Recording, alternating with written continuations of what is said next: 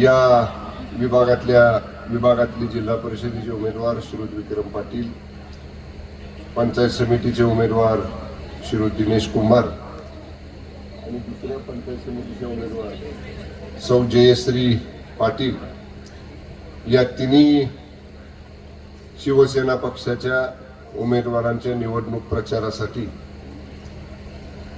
ज्याने आताच आपल्या समोर मार्गदर्शन केलं आणि कराड दक्षिण मधल्या निवडणूक प्रचारासाठी ज्याला पुढच्या सभेला जायची गडबड असल्यामुळे ते पुढे गेले, ते जिल्ह्याचे युवा नेते, रयत कारखान्याचे चेअरमन सन्माननीय उदयसिंह पाटील दादा, व्यासपीठावर उपस्थित असलेले या विभागाचे आमचे ज्येष्ठ सहकारी हनुमंतराव अप्पा, प्रदीप दादा, प्रकाश दादा, केशाचे प्रभाकर काका, विश्वास अप्पा, या ठिकाणी आपल्या मोराल हवेली पंचायत समिती गणातले सुद्धा कार्यकर्ते या ठिकाणी आलेले आहेत, आमचे अशोक अण्णा, DP जाधव, मिलिंद दादा, सर्वच या ठिकाणी उपस्थित असलेले कार्यकर्ते, या प्रचार सभेला जमलेले सर्व या दोन्ही मतदारसंघामधले ग्रामस्थ, उपस्थित सर्व माता भगिनी, सर्व तरुण युवा सहकारी आणि सन्माननीय मतदार बंधू आणि भगिनींनो, या मतदारसंघामध्ये आणि कराड तालुक्यामधल्या काही मतदारसंघांमध्ये शिवसेना, अजितदादा राष्ट्रवादी, पवारसाहेबांची राष्ट्रवादी, RPI या पक्षांची आपली या ठिकाणी युती आहे. या कराड उत्तरचे माजी आमदार सन्माननीय बाळासाहेब पाटील साहेबांशी या बाबतीत माझं बोलणं झाले, सन्माननीय आमदार शशिकांत शिंदे साहेबांचं माझं बोलणं झाले. त्यांचे प्रतिनिधी या ठिकाणी आपल्याला पाठिंबा दर्शवण्यासाठी इथं उपस्थित आहेत.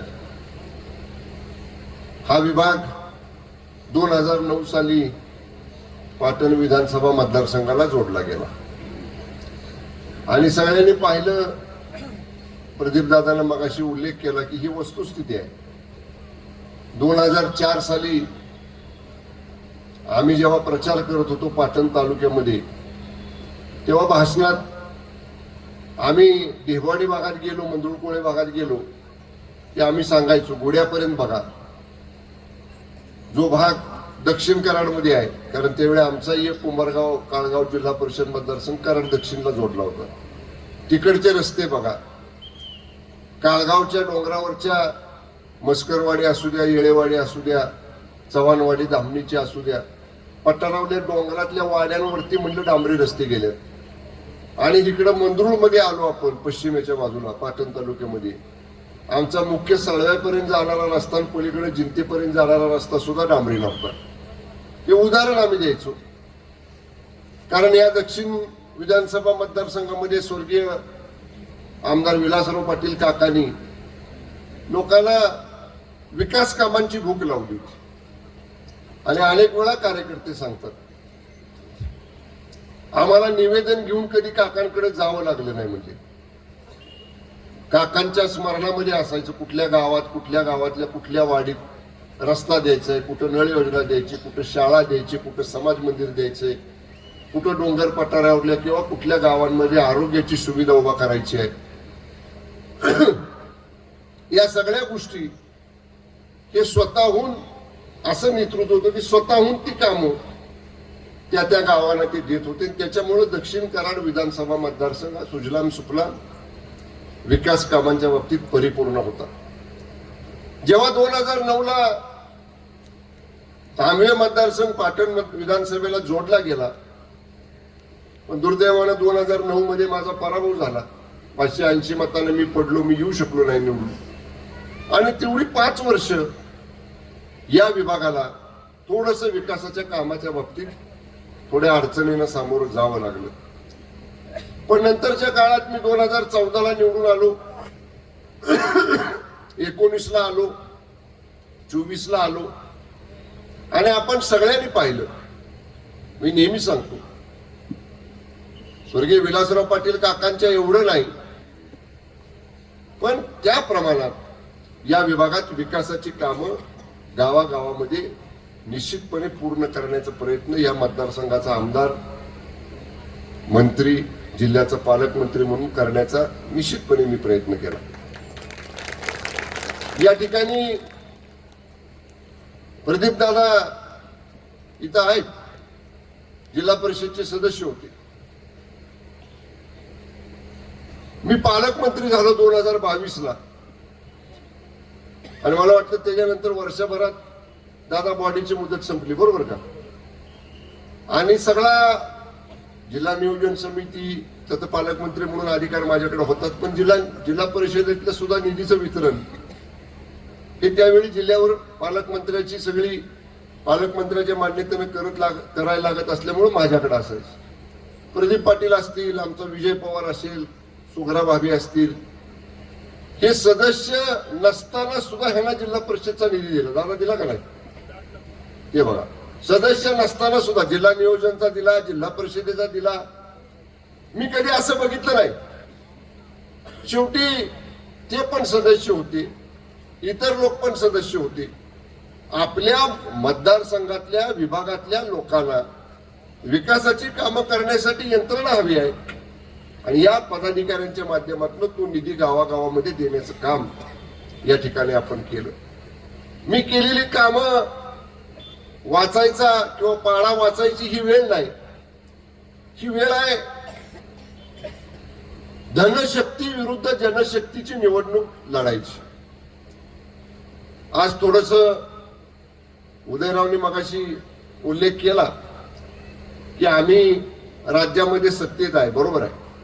राज्यामध्ये भारतीय जनता पक्ष, शिवसेना आणि राष्ट्रवादी काँग्रेस, अजितदादा गट आम्ही एकत्र सत्तेत जरूर आहे.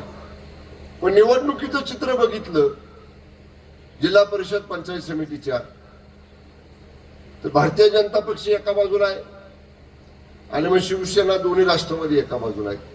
अनेक ठिकाणी असं चित्र आहे. जिल्ह्यात कुठेही शिवसेनेची, भाजपची, राष्ट्रवादी काँग्रेस दादा गटाची, भाजपची असं कुठं युती झालेलं आपल्याला चित्र दिसत नाही. त्याची कारणं सांगण्याचं हे व्यासपीठ नाही. जरूर निवडणुका झाल्यानंतर आमचे पक्षश्रेष्ठी, आमचे नेते जेव्हा केव्हा आम्हाला त्याच्या बाबतीतलं म्हणणं विचारतील तेव्हा आपल्या आपल्या पक्षातलं म्हणणं आपल्या नेत्यांच्या पुढे आम्ही जरूर मांडू. पण आज या मतदारसंघाचा विचार केला तर एक बलाढ्य शक्ती आपल्या समोर आहे. तुम्हाला सगळ्यांना त्याची जाणीव आहे. पण ज्याचा मान्य उदयसिंह पाटलांनी उल्लेख केला, अशा धनाढ्य बलाढ्य शक्तींना स्वर्गीय आमदार विलासराव पाटील काकांनी या भागात कधीच थारा दिला नाही. आणि तीच परंपरा तुम्हाला आम्हाला सगळ्यांना या निवडणुकीमध्ये या ठिकाणी पुढे चालू ठेवायची. आपल्याला विकास पाहिजे, रस्ते पाहिजेत, पाणी पाहिजे, लाईट पाहिजे, शाळा पाहिजे, घाटाची कामं पाहिजेत, शेतीला विद्युत पुरवठा करणारी कामं पाहिजेत का? निवडणुकीपुरतं महिनाभर जी काय आमच्या पुढे रास ओतली जाती ती रास ओतणारी लोकांच्या सारखी माणसं पाहिजे, त्याचा विचार या निवडणुकीमध्ये करायचा. याचं कारण तुम्ही आम्ही विचारांना बांधलेले आहोत. तुम्ही आम्ही विकास कामासाठी एकमेकाशी आपली बांधिलकी आहे.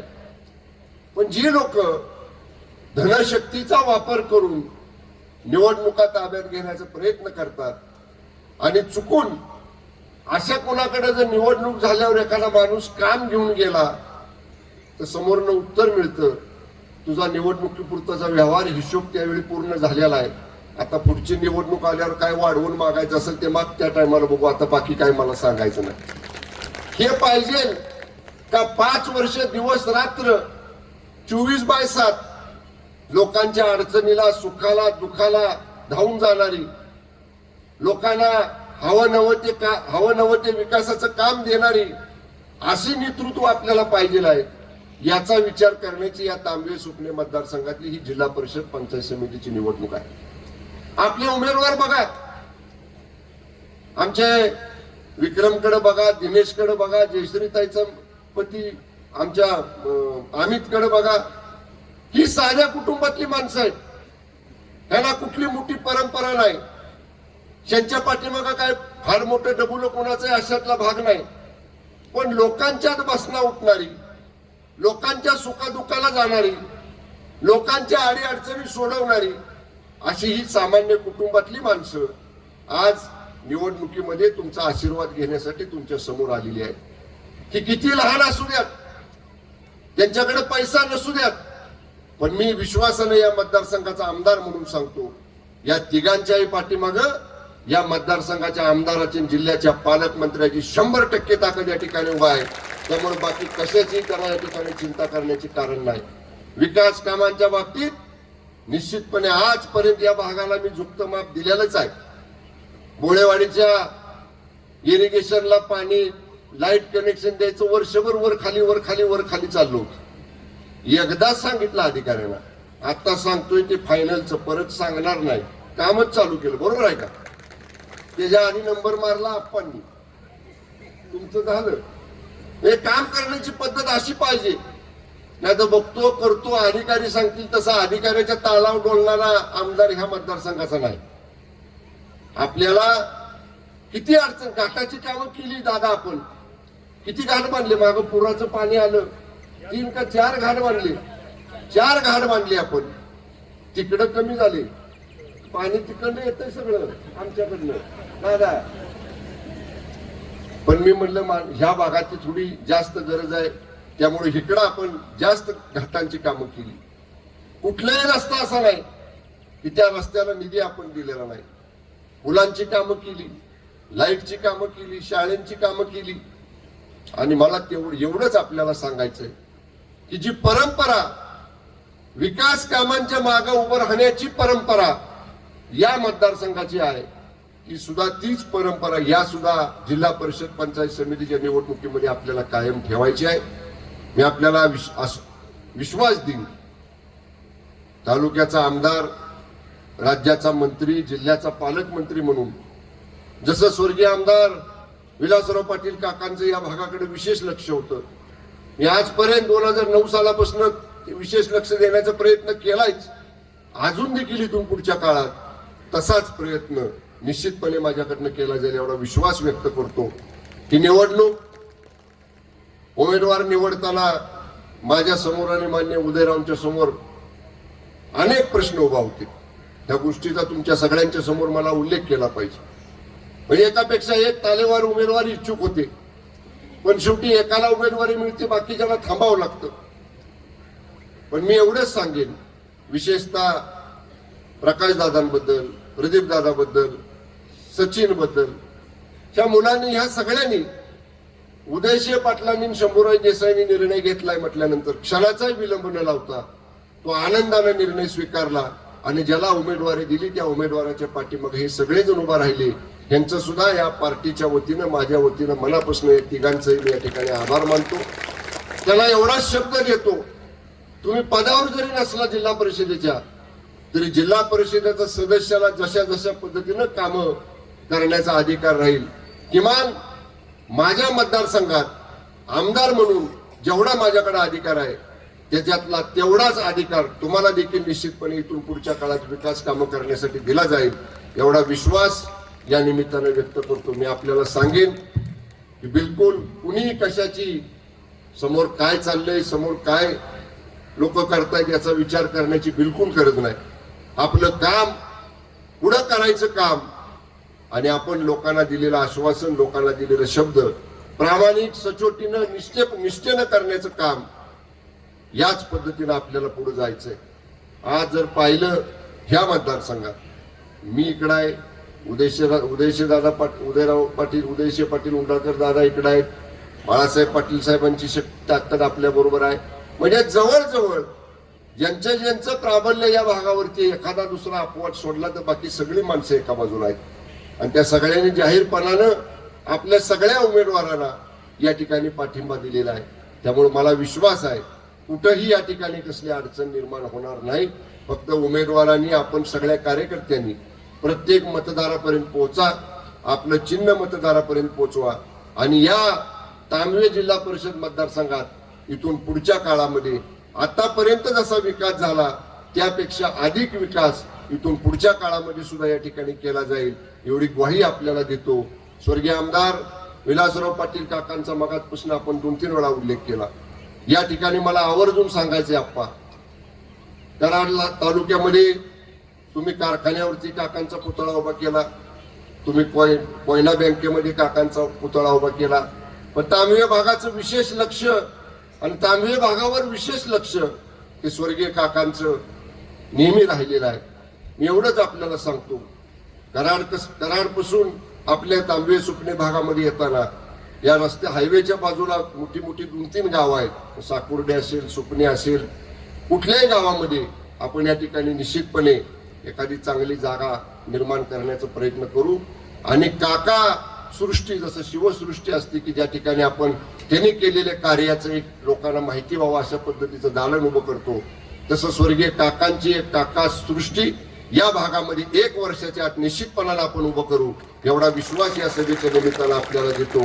पुन्हा एकदा आपल्या सर्व उमेदवारांना धनुष्यबाण या चिन्हासमोरचं बटन दाबून प्रचंड बहुमतानं आपण विजय करावं एवढी विनंती करतो आणि थांबतो. धन्यवाद. जय हिंद, जय महाराष्ट्र.